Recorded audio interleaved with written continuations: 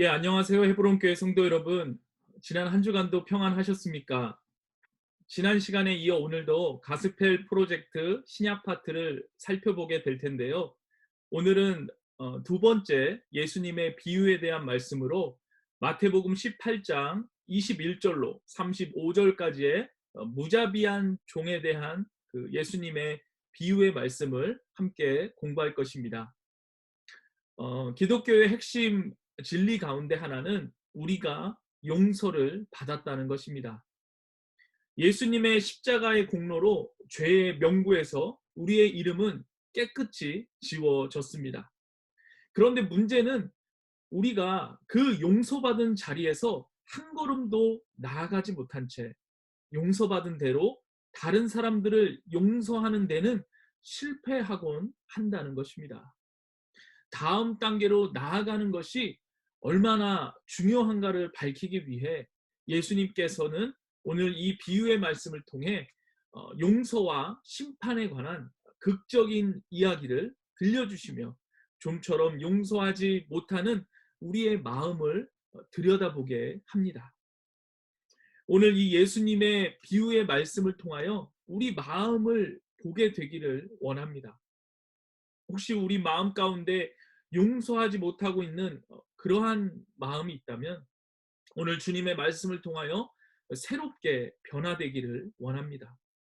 용서받은 대로 용서할 수 있는 넉넉한 마음, 넓은 마음으로 새로워지기를 기대합니다. 이 무자비한 종의 비유에 관한 말씀을 세 부분으로 살펴볼 수 있겠는데요. 그 첫 번째로 그리스도인은 얼마나 용서해야 하는가입니다.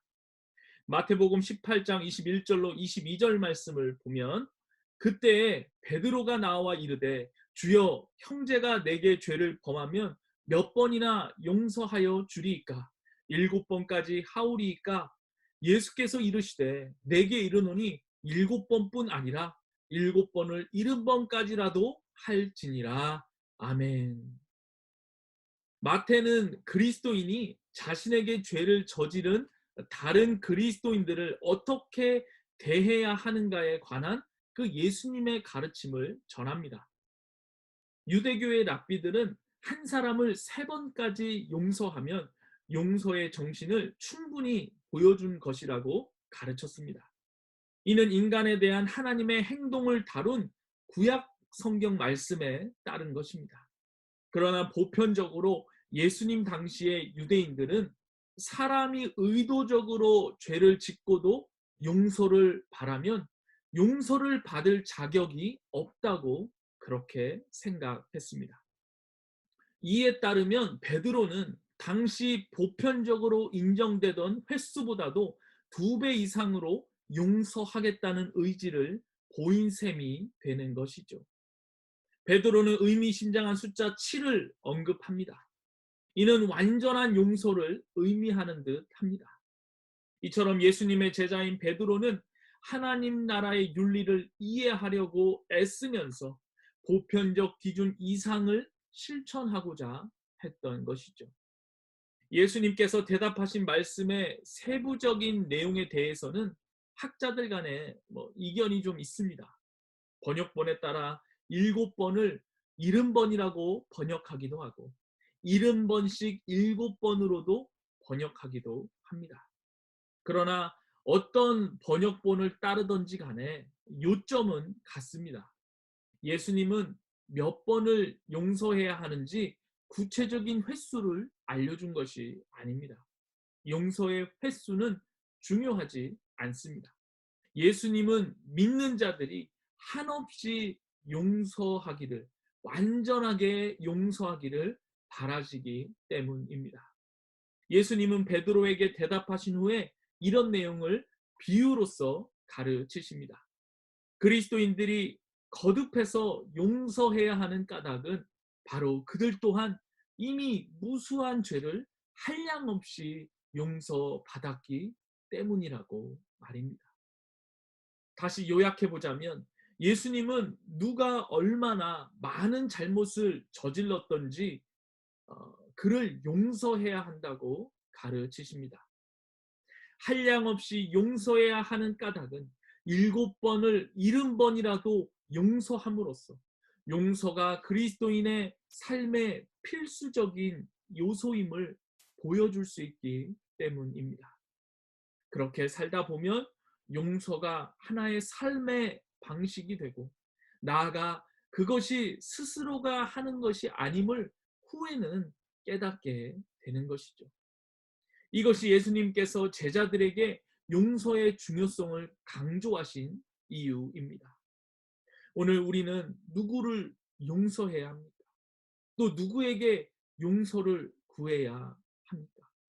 그것을 깊이 돌아볼 수 있는 그러한 시간을 가질 수 있기를 바랍니다. 두 번째로 오늘 이 비유의 말씀을 통해 살펴보게 되는 것은 그리스도인은 용서받은 자들이라는 것입니다.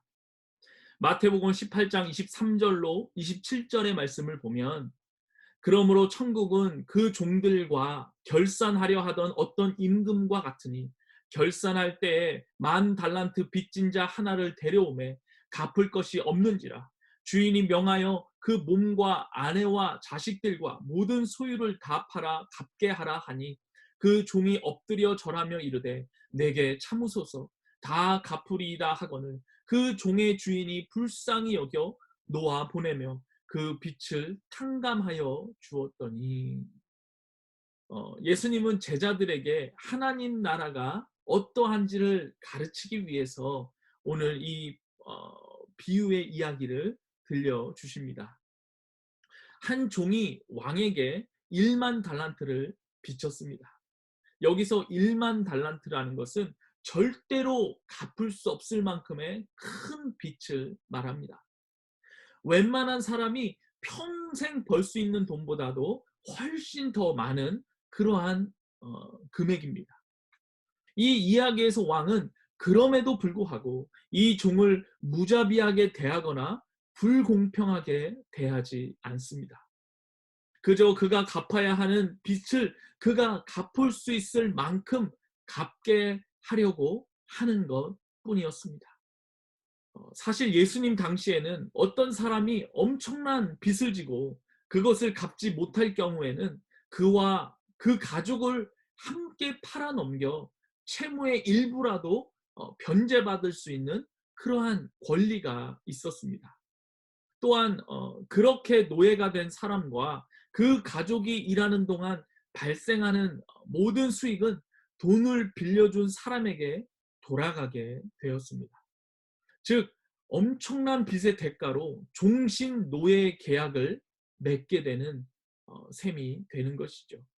이런 경우에 빚을 진 당사자뿐 아니라 가족 전체와 미래의 후손들까지도 모든 채무를 떠안게 됩니다. 한 개인의 빚 때문에 그 후손이 세대를 거듭해 노예로 살아가게 되는 것입니다.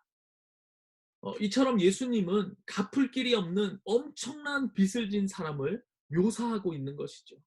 그 사람이 왕에게 할 수 있는 일이라고는 자기 자신과 가족과 가진 재산 모두를 팔아서 빚의 일부라고 갚는 것 뿐이었습니다. 실로 끔찍한 상황이었던 것이죠. 이런 시대 배경에서 그 종은 자기 목숨과 가족들의 목숨을 구걸하면서 터무니없는 주장을 하게 됩니다. 시간을 조금만 더 주면 갚겠다는 거예요. 예수님은 시간이 얼마나 많이 지났는지 말씀해 주지 않으셨지만 아마 그는 가진 돈을 오래전에 이미 다 써버린 상황에서 빚을 청산해야 하는 그러한 지경에 이르렀을 것입니다. 하지만 놀랍게도 이 왕은 돈을 갚을 것을 요구하지 않고 막대한 빚을 탕감해주는 은혜의 반전을 보여줍니다. 이 이야기를 듣던 사람들은 틀림없이 깜짝 놀랐을 것입니다. 세상에나 왕이 그 많던 빚을 그냥 탕감해 주었다고? 왕의 몇 마디 말로 종은 모든 금전적인 속박에서 벗어났고 그의 온 가족이 평생 호되게 치를 뻔했던 그러한 엄벌을 면하게 된 것입니다. 예수님께서 밝혀주신 바와 같이 이것은 믿는 신자들에 관한 이야기입니다. 우리는 이 이야기를 통해서 하나님 나라를 엿볼 수 있습니다. 그 나라는 하나님께 무수한 죄를 범한 종들로 가득 찬 나라입니다. 그 종들이 진 빚은 1만 달란트를 훨씬 웃돌 것입니다. 하나님께 다 갚아드리고 싶어도 도저히 갚을 수 없는 큰 빚을 진 것입니다. 분명한 것은 그때가 언제이든 빚에 관해 반드시 심판받게 되어 있다라는 것입니다. 그러나 하나님께서는 예수 그리스도를 통해 빛을 탕감해 주심으로써 우리를 향한 하나님의 사랑을 확증해 주셨습니다. 우리가 잘 아는 로마서 5장 8절이 이것을 증거하고 있습니다. 우리가 아직 죄인 되었을 때 그리스도께서 우리를 위하여 죽으심으로 하나님께서 우리에 대한 자기의 사랑을 확증하셨느니라. 아멘. 이 이야기에서 우리는 하나님의 무조건적인 은혜를 보게 됩니다. 하나님은 용서를 구하는 사람들을 무한 용서하심으로써 무기력해진 사람들을 다시금 일으켜 세우십니다. 우리도 과거에 이 용서의 은혜를 다 체험한 사람들입니다. 우리는 하나님을 만났고 하나님은 그분을 거역한 우리의 죄값이 너무 커서 우리의 힘으로는 도저히 갚을 수 없다는 것을 아셨습니다. 우리는 어리석게도 우리의 선행을 통해 공로를 통해 그 값을 치루어 보겠노라고 어리석은 다짐도 해봤을런지도 모릅니다. 하지만 어떤 선행과 어떤 공로로도 그 빚을 다 갚을 수 없었습니다. 도저히 갚지 못하는 무능력 탓에 하나님의 용서에 주목하게 되었고 하나님은 그런 우리를 예수 그리스도의 십자가 보혈의 피로 우리를 용서하시고 우리를 용납하시고 우리의 죄를 말끔하게 씻어 주셨습니다. 우리 모두 이 하나님의 놀라운 은혜를 체험한 사람들입니다. 다시 한번 우리의 죄를 씻기시고 용서를 베푸신 그 하나님의 놀라우신 은혜를 깊이 생각하며 우리 주님께 모든 영광을 올려드리는 저희 모두가 되기를 간절히 소원합니다. 셋째로 이 비유의 말씀을 통해 깨닫게 되는 것은 모든 그리스도인들은 타인을 용서하는 데까지 나아가야 한다라는 것입니다. 마태복음 18장 28절로 35절의 말씀을 보면 그 종이 나가서 자기에게 100데나리온 빚진 동료 한 사람을 만나 붙들어 목을 잡고 이르되 빚을 갚으라 하매 그 동료가 엎드려 간구하여 이르되 나에게 참아 주소서 갚으리이다 하되 허락하지 아니하고 이에 가서 그가 빚을 갚도록 옥에 가두거늘 그 동료들이 그것을 보고 몹시 딱하게 여겨 주인에게 가서 그 일을 다 알리니 이에 주인이 그를 불러다가 말하되 악한 종아 내가 빌기를 내가 내 빚을 전부 탕감하여 주었거늘 내가 너를 불쌍히 여긴 것 같이 너도 내 동료를 불쌍히 여김이 마땅하지 아니하냐 하고 주인이 노하여 그 빚을 다 갚도록 그를 옥졸들에게 넘기니라. 너희가 각각 마음으로부터 형제를 용서하지 아니하면 나의 하늘 아버지께서도 너희에게 이와 같이 하시리라. 아멘. 여기서 예수님께서 청중의 이목을 사로잡는 능력을 발휘하시는 장면이 펼쳐집니다. 예수님은 왕에게 막대한 빚을 탕감받은 종이 이후 자신에게 빚진 동료를 만나는 이야기를 들려주십니다. 놀랍게도 이 종은 막대한 빚을 탕감받자마자 자신과 똑같은 허물이 있는 그 다른 동료의 숨통을 조이기 시작합니다. 엄밀히 말하면 똑같은 허물이 아니죠. 자신은 1만 달란트나 빚을 졌지만 그 동료는 100데나리온, 지금으로 말하면 노동자의 3, 4개월치의 임금에 해당하는, 물론 그 돈도 적지 않은 돈이지만은 1만 달란트에 비해서는 60만 분의 1에 불과한 돈이었습니다. 그런데도 그 종은 동료가 자신에게 진 빚을 갚지 않는 것을 탐탁지 않게 여기고 은혜를 베풀지 않았습니다. 자신에게 빚진 동료를 옥에 가두어 버립니다. 당시에는 빚을 갚지 않는 자를 노예로 팔거나 투옥시킬 수 있었습니다. 후자의 경우 투옥된 상태에서 하는 노동의 대가를 빚 대신 받을 수 있었습니다. 이처럼 그 종이 보여준 행동은 실로 무자비했던 것이죠. 오늘 우리에게도 이러한 무자비한 종의 모습은 없는지요? 때로 우리에게도 다른 사람들을 대하는 태도에서 이 무자비한 종이 보여준 모습이 보이지는 않는지, 우리는 우리의 죄를 용서받았으면서도 왜 다른 사람들의 죄는 용서하지 못하는지. 우리는 종종 다른 사람들의 잘못을 지적하곤 하는데 그것은 우리 자신은 이미 그 죄에 대해서 해결했다고 믿기 때문입니다. 이 무자비한 종의 비유는 자신의 허물을 용서받았음에도 여전히 타인을 용서하지 못하는 우리 자신을 하나님께서는 어떻게 보고 계시는가? 이것을 오늘 우리에게 보여주는 그러한 비유의 말씀인 것이죠. 다시 두 번째 종에게 주목해 보면 그는 진심으로 빚을 갚으려고 했다는 것을 알게 됩니다. 그는 어떻게 해서든지 자신이 진 빚에 대해 보상해주고 싶어 했습니다. 자기 빚을 남의 탓으로 돌리지 않았고 이 일을 제기하지도 않았습니다. 그런데도 첫 번째 종은 그를 용서하지 않았고 분개하며 벌을 내리기로 했던 것입니다. 그래도 첫 번째 종이 두 번째 종에게 한 행동이 그냥 보통 상황이었다면 그래도 이해가 될런지도 모르겠습니다. 하지만 그가 어마어마한 빚을 탕감받은 상황에서 한 행동이었기에 동료 종들은 큰 충격을 받았던 것이죠. 그래서 종들은 자신들이 목도한 광경을 주인에게 보고합니다.